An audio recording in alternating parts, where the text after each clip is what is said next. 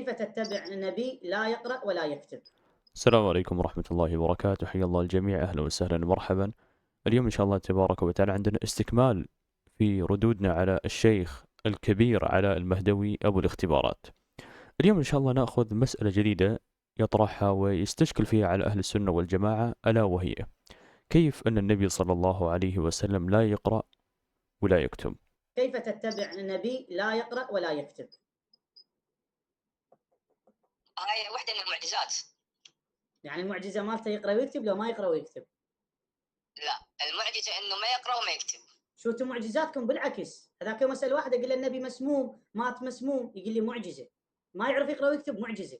شو هذا بالعكس النبي مالته؟ لا ليش؟ هذا بالعكس النبي مالتنا، أن النبي صلى الله عليه وسلم يموت مسموم وتكون هذه معجزة. هذه بالعكس. في كتاب مرآة العقول للعلامة المجلسي المجلد الثامن الصفحة 196 يقول: الحديث التاسع كالسابق، ويدل على حسن العفو عن الكافر وإن أراد القتل وتمسك بحجة كاذبة.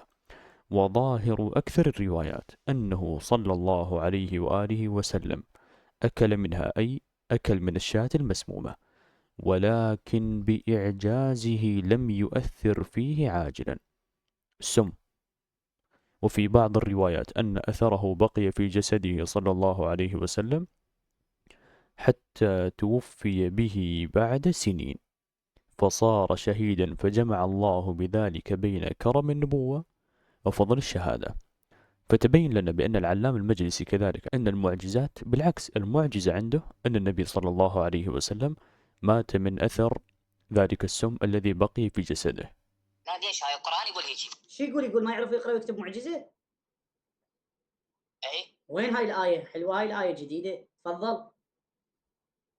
بسم الله الرحمن الرحيم.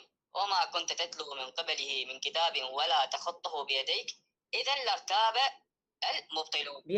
بيديك لو بيمينك؟ بيمينك. بيمينك. يعني ما كنت تتلو، يعني هو النبي محمد انبعث يمتى بالرسالة؟ عمره 40 سنة، صح؟ صح. من كان عمره 20 سنة يقرأ للناس القرآن؟ ليش هو وين يعني نزل عليه القرآن؟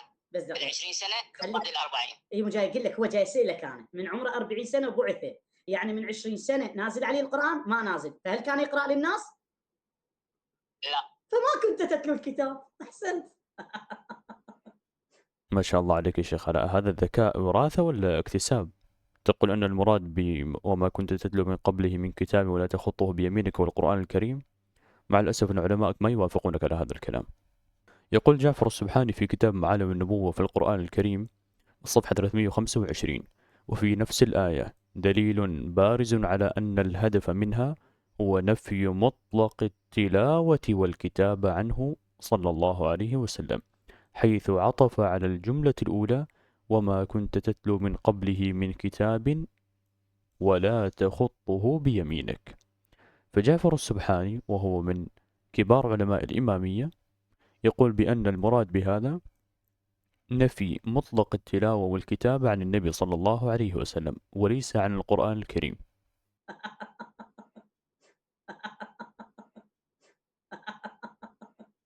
يلا كتاب تذكرة الخواص للإمام السبط بن الجوزية اللي هو تلميذ ابن تيمية. اللي هو تلميذ من؟ اللي هو تلميذ ابن تيمية. السبط بن الجوزي تلميذ ابن تيمية. والله أنت جئت بمسألة جديدة. أساسا السبط بن الجوزي مات وبعد 20 سنة ابن تيمية ولد. كيف سبط بن الجوزي من تلاميذ ابن تيمية؟ أنت من وين جبت المعلومة هذه؟ هذا كتاب تذكرة الخواص للسبط ابن الجوزي المتوفي سنة كم؟ 654. يعني إلى هذه اللحظة تقريبا شيخ الإسلام ابن تيمية رحمه الله تعالى ولد سنة 661. يعني إلى هذه اللحظة لما مات هذا الرجل ابن تيمية ما كان ولد. فكيف هذا يكون من تلاميذ ابن تيمية؟ يا أخي أنت علاء كل يوم تجيب لنا مسألة جديدة، الله أعلم من وين تجيبها. هذا كتاب بيان تلبيس الجهمي لشيخ الإسلام ابن تيمية يقول المتوفى سنة 728. يعني ابن تيمية أساسا توفي بعد وفاة سبط بن الجوزي بأكثر من تقريبا 80 أو 90 سنة. فكيف يكون هذا من تلاميذه؟ بل أزيدك من الشعر بيت أن شيخ الإسلام ابن تيمية رحمه الله تعالى بنفسه قد ذم سبط ابن الجوزي. في كتاب منهاج السنة النبوية لشيخ الإسلام ابن تيمية يقول: وقوله إن ابن الجوزي رواه بإسناده إن أراد العالم المشهور صاحب المصنفات الكثيرة أبا الفرج فهو كذب عليه، وإن أراد سبطه صاحب التاريخ المسمى بمرآة الزمان وصاحب الكتاب المصنف في الاثنى عشر الذي سماه إعلام الخواص اللي هو نفس تذكرة الخواص، فهذا الرجل يذكر في مصنفاته أنواعا من الغث والسمين ويحتج في أغراضه بأحاديث كثيرة ضعيفة وموضوعة، وكان يصنف بحسب مقاصد الناس، يصنف للشيعة ما يناسبهم، ويصنف على مذهب أبي حنيفة لبعض الملوك لينال بذلك أغراضه، فكانت طريقته طريقة الواعظ الذي قيل له ما مذهبك؟ قال في أي مدينة؟ يعني يغير مذهبه على حسب المدينة اللي هو يكون فيها لينال بذلك أغراضه من الملوك. وفي كتاب ميزان الاعتدال لشمس الدين الذهبي يقول: سبط بن الجوزي قال الشيخ محي الدين السوسي لما بلغ جدي موت سبط بن الجوزي قال لا رحمه الله كان رافضيا، يعني لا عرف تستدل بكتاب ولا عرف تستدل بعالم وتتهم بأنه هو من تلاميذ ابن تيمية.